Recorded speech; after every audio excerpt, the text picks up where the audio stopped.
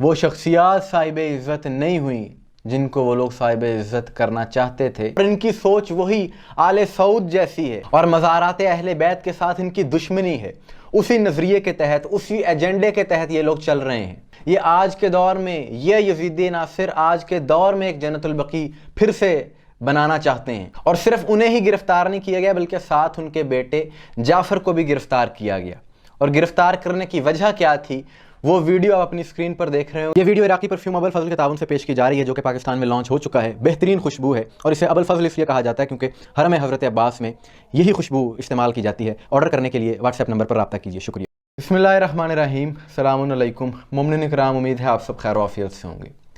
اہل بیت سے بغض، اہل بیت کی دشمنی، یہ ایک ایسا مرض ہے جو کہ لا علاج ہے، اور یہ ایک ایسی بیماری ہے کہ جو چھپانے سے بھی نہیں چھپتی۔ ہزار جتن کر لیے جائیں، لاکھوں کوششیں کر لی جائیں، یہ بیماری نہیں چھپتی، ظاہر ضرور ہو جاتی ہے۔ اور آج کی ویڈیو جس عنوان پر ہے، یہ حالات حاضرہ سے متعلق ہے، اور تمام مومنین کو ان حالات سے باخبر رہنا چاہیے، کیونکہ صادق آل محمد کا بھی فرمان ہے، مومن کی نشانی ہے العالم و بزمانے ہی، کہ وہ زمانے کے حالات سے باخبر رہتا ہے۔ اور مومنین کو اس لیے بھی باخبر رہنا چاہیے تاکہ پتہ چل سکے کہ کس طرح سے عالمی قوتیں، سازشی عناصر مستقل کوششیں کر رہی ہیں، پروپیگنڈے کر رہی ہیں اہل بیت کے ماننے والوں کے خلاف، علی والوں کے خلاف، کہ کسی طریقے سے انہیں دبایا جائے اور ان کے مشن سے پیچھے ہٹایا جا سکے، اور وہ جو ان کے مذموم مقاصد ہیں وہ ان میں کامیاب ہو سکیں۔ ملک شام میں روضہ سیدہ زینب سلام اللہ علیہا کے حوالے سے بات کریں گے کہ آج سے 2 ہفتے پہلے ہم نے ایک ویڈیو کی تھی کہ وہاں کے روضے کے عالم دین، روضہ سیدہ زینب کے عالم دین، جو کہ خطیب جمعہ بھی ہیں وہاں پر، جن کا نام ہے شیخ آدم الخطیب، انہوں نے 2 ہفتے پہلے وہاں پر روضے کے باہر کھڑے ہو کر ایک ہنگامی پریس کانفرنس کی تھی، جس میں انہوں نے شدید تحفظات کا اظہار کیا تھا، اور اس میں انہوں نے بتایا تھا کہ کس طرح سے کچھ شر پسند عناصر، نام تو انہوں نے حکومت کا نہیں لیا، لیکن انہوں نے کہا کہ کچھ لوگ روضے میں داخل ہوئے، انہوں نے ہمارے ساتھ بدتمیزی کی، یہاں تک کہ ہاتھا پائی کی، اس کے بعد وہ لوگ دھمکیاں دے کر وہاں سے چلے گئے۔ انہوں نے کہا جی میں نے انتظامیہ کو، حکومت کو، حکومتی عہدیداران کو اس ساری صورتحال سے آگاہ کیا ہے، لیکن ان کی طرف سے کوئی رد عمل نہیں آیا۔ سیکیورٹی خدشات کا بھی انہوں نے اس وقت اظہار کیا تھا۔ 2 روز پہلے 19 فروری کو بروز بدھ شیخ آدم الخطیب کو الجولانی کے غنڈوں کی طرف سے گرفتار کر لیا جاتا ہے، اور صرف انہیں ہی گرفتار نہیں کیا گیا بلکہ ساتھ ان کے بیٹے جعفر کو بھی گرفتار کیا گیا۔ اور گرفتار کرنے کی وجہ کیا تھی، وہ ویڈیو آپ اپنی اسکرین پر دیکھ رہے ہوں گے کہ روضہ سیدہ زینب سلام اللہ علیہا کی بیک سائڈ پہ ایک کنکریٹ کی دیوار تھی جس کے اوپر الیکٹرک فینس تھی۔ حفاظتی اقدامات کے پیش نظر یہ دیوار وہاں پر بنائی گئی تھی، لیکن ان یزیدی عناصر کی جانب سے، جب سے وہاں پر یزیدی حکومت آئی ہے، کیونکہ ان کے دلوں میں بغض اہل بیت ہے، ان کی طرف سے یہ دیوار گرا دی گئی، مسمار کر دی گئی۔ اس چیز کے خلاف شیخ آدم الخطیب نے شدید رد عمل کا اظہار کیا اور کہا کہ جو آپ یہ کر رہے ہیں یہ غلط کر رہے ہیں، پہلے ہی سیکیورٹی کے تحفظات ہیں میں، اور آپ اس طرح کے اقدامات کر رہے ہیں، اس وجہ سے انہیں گرفتار کر لیا گیا، اور آج انہیں یہ کہہ کر رہا کیا گیا کہ آپ کسی بھی حکومتی اقدامات کے خلاف آواز نہیں اٹھا سکتے۔ دراصل یہ جو حکومت ہے یہ اسلام دشمن عناصر کی اعلی کار بنی ہوئی ہے، اور ان کی سوچ وہی آل سعود جیسی ہے، اور مزارات اہل بیت کے ساتھ ان کی دشمنی ہے۔ اسی نظریے کے تحت، اسی ایجنڈے کے تحت یہ لوگ چل رہے ہیں،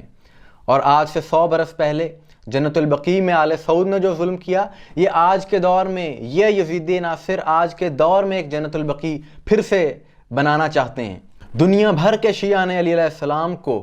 ہر فورم سے اس یزیدی حکومت کے خلاف، ان اقدامات کے خلاف ضرور آواز اٹھانی چاہیے، اور دشمنی ان کی سیدہ زینب سے اس لیے ہے کہ آج دنیا میں جو گھر گھر ذکر کربلا ہے وہ سیدہ زینب کے خطبات کی بدولت ہے، اور آج ان یزیدیوں کو یہی تکلیف ہے، انہیں دشمنی ہے مولا علی علیہ السلام کی اس بیٹی سے۔ اور وہاں کے مومنین کو بھی سلام ہے کہ جو اتنے ظلم کے باوجود ان یزیدی عناصر کے خلاف ڈٹے ہوئے ہیں۔ کئی مومنین کو وہاں پر شہید کیا جا چکا، اس حوالے سے بھی بہت سی خبریں منظر عام پر ہیں، اور جب سے وہاں پر یہ یزیدی حکومت آئی ہے، ان کے دلوں میں کس طرح سے بغض اہل بیت ہے وہ بھی سب نے دیکھ لیا، کہ اہل بیت کے ناموں کی یہ لوگ توہین کرتے ہیں، ان سے برداشت ہی نہیں ہوتے، وہ نام دیواروں سے اتارتے ہیں۔ آپ نے دیکھا کہ روضہ امام حسین کی تصویر کی بے حرمتی، نام حسین کی بے حرمتی، دراصل یہ بے حرمتی نہیں کر رہے بلکہ اپنے شجروں کا پتہ دیتے ہیں، یہ بتاتے ہیں کہ یہ وہی شجرہ خبیثہ والے ہیں کہ جس کا تذکرہ قرآن میں ہے، اور ہونا تو یہ چاہیے کہ تمام عالم اسلام اس بغض اہل بیت کے خلاف زیادہ سے زیادہ آواز اٹھائے کہ کیا اہل بیت کے ماننے والے صرف شیعہ ہیں؟ کیا سیدہ زینب سلام اللہ علیہا سے عقیدتیں صرف شیعہ علی کی وابستہ ہیں، یا اہل سنت بھی مانتے ہیں؟ یقیناً اہل سنت برادران بھی مانتے ہیں، لہٰذا اس مسئلے کو شیعہ سنی تناظر میں نہیں دیکھنا چاہیے، بلکہ تمام اہل سنت اکابرین کو بھی اس ظلم کے خلاف آواز اٹھانی چاہیے اور اپنا فریضہ ادا کرنا چاہیے، یہ ثابت کرنا چاہیے کہ آپ بھی محب اہل بیت ہیں۔ یہی تو عالمی طاقتوں کا، اسلام دشمن قوتوں کا ایجنڈا ہے کہ ڈیوائیڈ اینڈ رول، ہر چیز کو شیعہ سنی فساد کا رنگ دے کر ایک مسلکی تفریق پیدا کرنے کی وہ لوگ کوشش کرتے ہیں۔ تکلیف ان عناصر کو یہ بھی ہے کہ آج جو دنیا بھر میں حسینیت تیزی سے پھیل رہی ہے، لوگ زیادہ سے زیادہ حق کے پیغام کی طرف آ رہے ہیں، ذکر حسین کی طرف آ رہے ہیں، اور اس تیزی سے پھیلتی ہوئی حسینیت سے تکلیف ان عناصر کو اس لیے ہے، اس کی سب سے بڑی وجہ یہ ہے کہ جہاں حسینیت ہوگی وہیں پر اسلام کا اصل چہرہ دیکھنے کو ملے گا۔ ظلم کے خلاف قیام کا جذبہ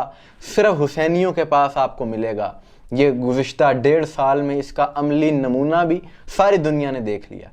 کہ جو حسینی ہیں انہوں نے ہی اس ظلم کے خلاف عملی میدان میں کام کیا، عملی طور پر انہوں نے اس کے خلاف آواز اٹھائی، اور جو لوگ حسینیت سے دور ہیں، جو لوگ در اہل بیت سے دور ہیں، انہوں نے